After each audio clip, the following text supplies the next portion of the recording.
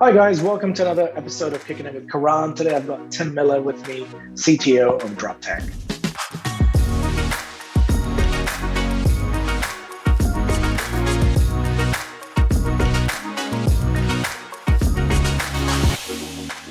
Hey Tim, welcome to the show. Thanks for doing this.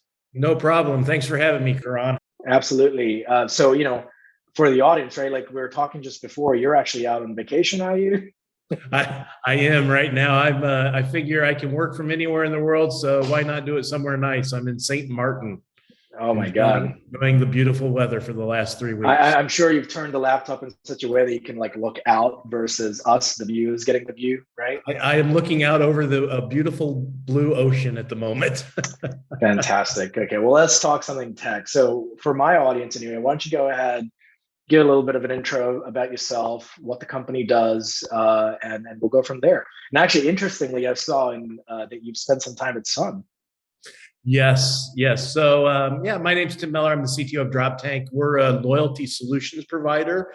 We mainly focus on a niche market of the fuel space. So, our customers are major oil brands that are looking for a full brand solution across their entire footprint. So, we have two Fortune 50 companies that are customers of ours.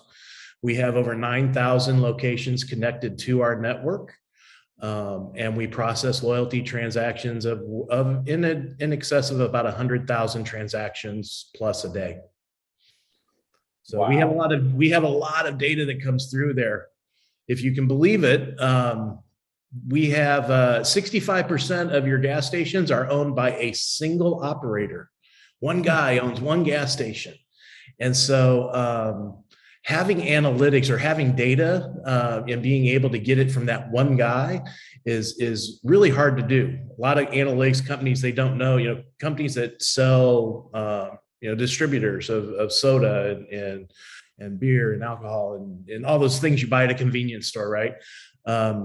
They don't have any idea what kind of sales they're getting from that one guy. Because in order to do that, they'd have to have a pipeline into the data that's coming from that one location. So it's a franchising model, right? So what you're describing is there's individual franchisee owners, so to speak, right? And for a company like BP or Shell, whatever, any of the big oil companies, they want to be able to aggregate all of that data, the sales data, the consumer info, and be able to, I guess, gather insights out of it. Is that how you're sort of describing? Yes. So it's not only the brands, but it's the company selling the products. It's your Coca-Colas, your Pepsis, your Life bars. They have no insight into how many bars are sold at that one location or at a space of many.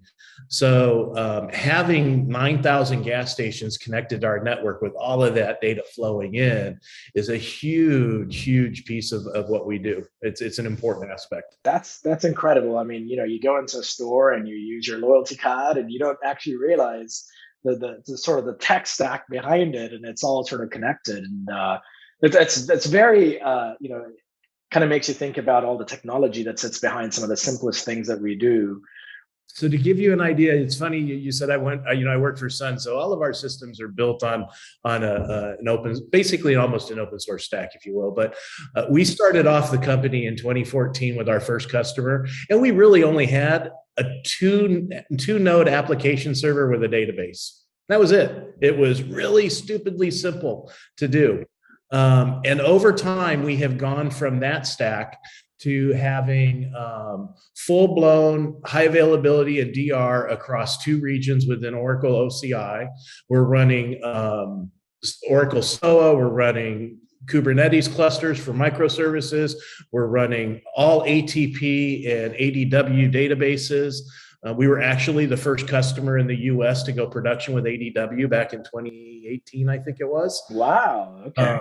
So we've been a big part of the Oracle infrastructure build up, and as it's grown, we have grown with it exponentially. You guys bleed red. That's what you're saying. Yes, we do. That's great. So why don't you talk a little bit about kind of the tech stack in general? I mean, I know you talked about some of the components like ADB and sort of the two-node rack, et cetera, but like, tell us like what the journey looks like from a customer standpoint, right?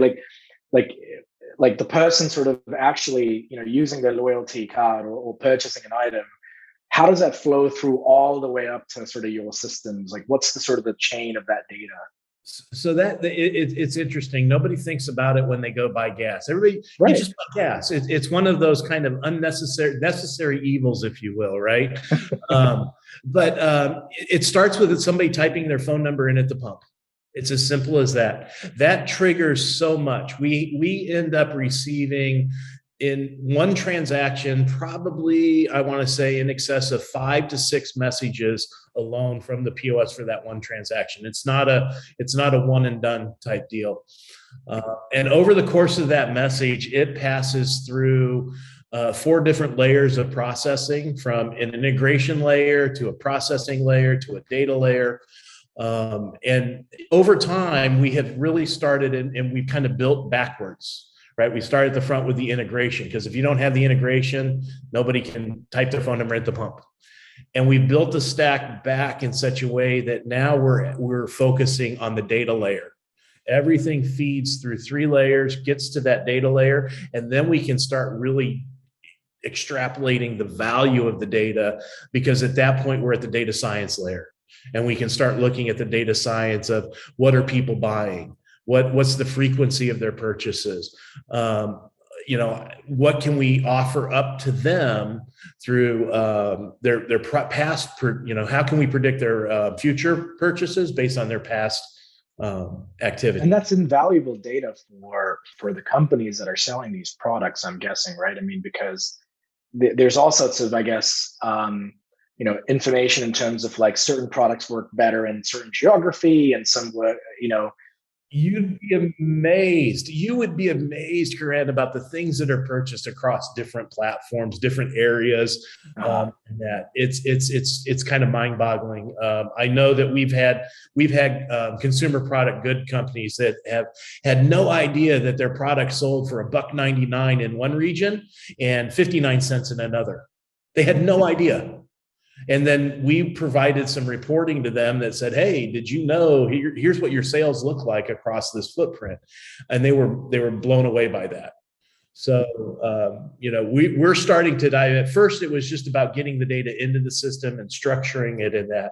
But we have since started looking at the data science platform and trying to do some predictability, doing some RFM models, if you will, and working from that aspect.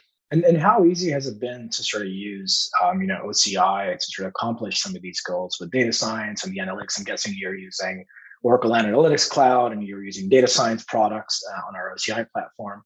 How easy and simple has it been for you guys to migrate and sort of get value out of this platform? So that's where it gets interesting, because Oracle has helped us with that. We've been using the Cloud Lift services to dive into that area, because as you can imagine, when we started off, myself and our CEO started off this company, it was just the 2 of us. That 2-node platform, we were still like maybe 4 people in the company, right? And so as we've been growing out the system, we've been growing out our internal knowledge in that as well. But when you get into the data science piece, we haven't been able to build that out internally fast enough. So we reached out to Oracle, we used Cloud Lift services, and they were able to come in and bring a team in to actually start looking at our data and begin building an RFM model that helped us understand what was going on and what we had. Fantastic. Where do you see this going? I mean, I'm guessing this model can be applied to not just oil and gas companies, but sort of like across the board. And sort of where do you see the future going, right? With electrification and everything else, I'm guessing the model transitions very well to some of that future, right? When you say electrification, I guess you're talking about electric EVs. Yeah. I've been in the fuel industry since probably before a lot of people were born. It's been a long time. Okay. I can remember the day when you could not use a credit card at the pump, but fossil, fuel-based products in the US are not going away anytime soon. There's a lot. And even if it does, I don't think people realize the amount of products that are generated just based on the refining of fuel, right? But I do think that this model, you're going to see a shift in the model of that 65% are owned by one guy. I think you're going to start to see more regional players. You'll start to see that one guy no longer exists. It might be 20 or 30 one guy that owns 20 or 30 stations. And that, but the thing that will not change is it will not change the model. It will not change. And what I mean by that is you're still going to have what we call the forecourt, which is where everybody goes to buy their gas. You're going to have the backcourt where they're buying product.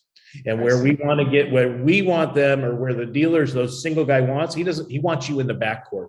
He wants you in there buying the Snicker bars and buying that. So what we can do with these RFM models is we can predict or see, hey, Karan, on average buys, 15 gallons of gas a week. And when he does, he buys a Coke. So the next time you type your phone number in at the pump, we can use that data science platform to see that and make an immediate offer to you, say, go buy a Coke and you'll earn extra points today. And send that directly to you while you're standing at the pump. Get you into that store. I think that's where you're going to see it That's go. why I keep buying candy bars at the store. It's ridiculous. No wonder. Hey, so just one little text message or one little message pushed to the phone or to your car telling you. And I think too, that's the other space you're going to see it migrate to. It's going to migrate to connected cars.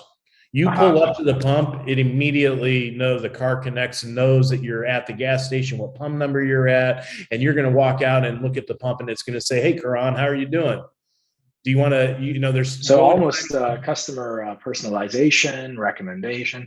Thank you so much, Tim. This is very interesting because, again, as I said, most people don't think about the technology that goes behind some of these loyalty programs and purchases and sort of the retail model that exists.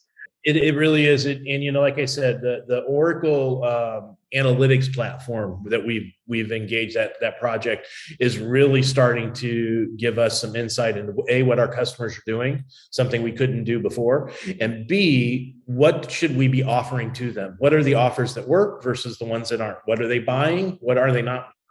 And let's get the stuff that they are interested in right away in front of them and get that as an integrated platform. That's our what you're saying is it allows for great experimentation as well at a very rapid pace, right? Yes. So we can create segments of customers and let's offer this segment, this group, and this offer, and we'll go to segment B and offer them a different model. And then let's compare the results of the two. We can do it in different markets. We can do it very quickly. And that's something that's very exciting. Our marketing team is going crazy right now with this stuff. Fantastic. Well, thank you again for your time, Tim. And we'll all catch you in the next episode of Kicking with Karan. Thanks, Tim. Bye. No problem. Thanks, Rod.